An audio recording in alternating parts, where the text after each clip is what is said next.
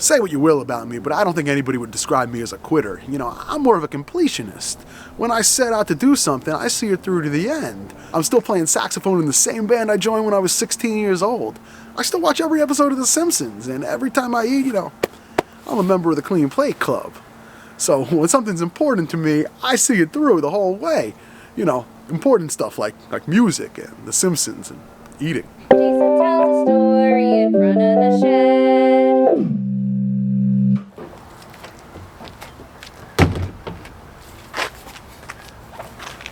The first love of my life was baseball. As far back as I can remember, we'd be playing baseball. I'd get off the bus, my little brother Michael and I would hop in my father's car and we'd head off to the local field and we'd take some swings.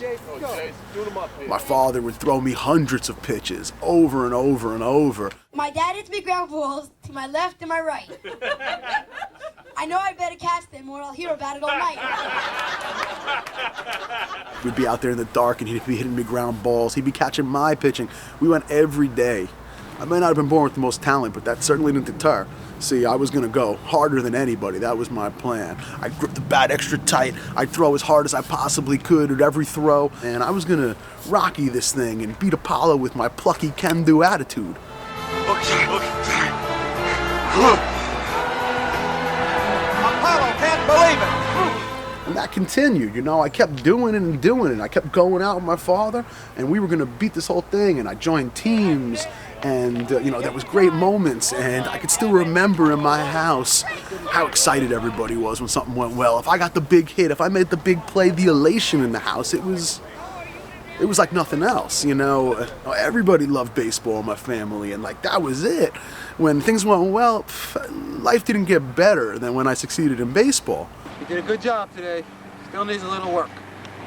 We're going to do what we can with him. The problem was, baseball also broke my heart more than maybe anything in my life has, You miss a big play, I get cut from a team, you stand there for strike three, and it was deflating, and I lamented my lack of talent and ability. In my teenage years, I discovered music.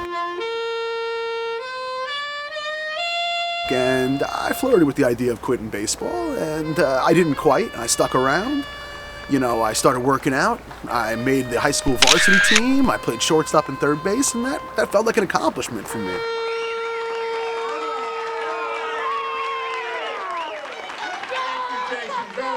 And then when high school ended, I stopped playing, and it didn't feel like I was quitting anything. It was just like it dissipated, High school had come to an end, and I figured, hey, if I couldn't make it, playing shortstop for the Yankees, it was time to go be a rock star. So the band toured for a few years until eventually I came to the realization I wasn't going to be a rock star either. And I came home, I got a job, I rented a place, and one day my brother Michael comes to me and he goes, hey, come down, play softball with me. So I went down and I haven't stopped since. And we've won some championships, we've won some tournaments, and every year of softball I hit more home runs than I ever hit playing baseball, and it's fun, I've been having a good time with it. I used to do 4 games every Sunday. I'd do a couple of weeknight games, and I was at it constantly, and at some point, I started getting more responsibilities and my body starts falling apart. And I cut it back, and since that time, I've been doing 2 games every Sunday.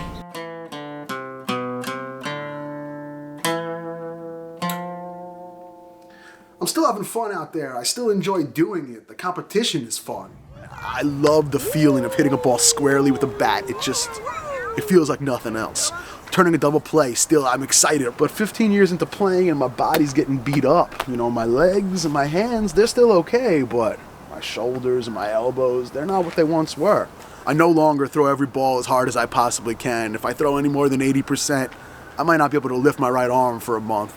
So, it's constantly playing with worry, and being careful out there. This past season, my left shoulder started aching, and it was messing with my swing path, and I started hitting a lot of ground balls, and that sucked. Who wants to do that, Every Sunday where I don't have a great week, it kills me all week. I agonize over it. I think about it as I'm laying there going to sleep. I'm imagining my swing, and I'm like, got to twist the hips and hit. And it's just, that all leads me to is now the time to quit. Should I pack it in?